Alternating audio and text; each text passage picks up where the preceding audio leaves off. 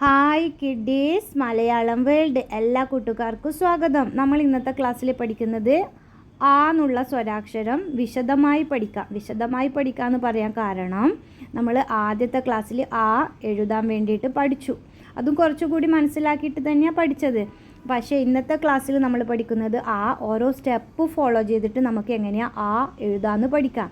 അത് LKG UKG കുട്ടികൾക്കും സ്വരാക്ഷരം പഠിച്ചു വരുന്ന കുട്ടികൾക്കും വളരെ യൂസ്ഫുൾ ആവുമെന്ന് വിചാരിക്കുന്നു.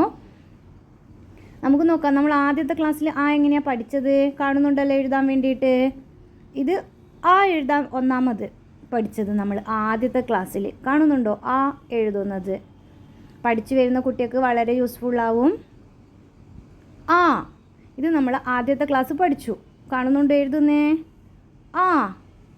നമ്മൾ രണ്ടാമത് പഠിക്കുന്നത് അടുത്തത് എഴുതുന്നത് ആ ഓരോ സ്റ്റെപ്പിലൂടെ നമുക്ക് ആ എഴുതാൻ വേണ്ടി പഠിക്കാം. ആദ്യത്തെ സ്റ്റെപ്പ് നോക്കിയാട്ടെ. റാ നമ്മൾ ഫുള്ളായി എഴുതിയിട്ടില്ല, ഹാഫ് പോലെ എഴുതി. എന്നിട്ട് അതിനോട് ചേർന്ന് എന്ത് എഴുതി? 3 എഴുതി. വീണ്ടും എങ്ങനെ എഴുതാം? ആ രണ്ടാമത് എഴുതിയത് 3 അതുപോലെ എഴുതാം റായിനോട് ചേർന്ന്. എന്നിട്ട് നോക്കി അതിൻ്റെ അകത്തുനിന്ന് പുറത്തോട്ട് മുകളിലോട്ട് മാത്രം അത് മുഴുവനായി എഴുതി അവിടുന്ന് താഴത്തോട്ട് നീട്ടി വരക്കുക.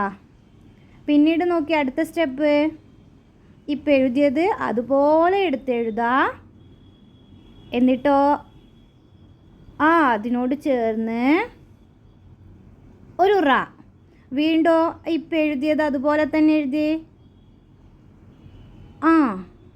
എന്നിട്ട് എന്താ ചെയ്യുക? അതിൻ്റെ അകത്തോട്ട് ഒരു സർക്കിള്. മനസ്സിലായോ? ആ ഓരോ സ്റ്റെപ്പിലൂടെ നമ്മൾ എഴുതി. ആ മനസ്സിലായോ? വീഡിയോ ഇഷ്ടമായ ലൈക്ക് ചെയ്യുക, ഷെയർ ചെയ്യുക, അതുപോലെ ചാനൽ സബ്സ്ക്രൈബ് ചെയ്യുക. Thank you.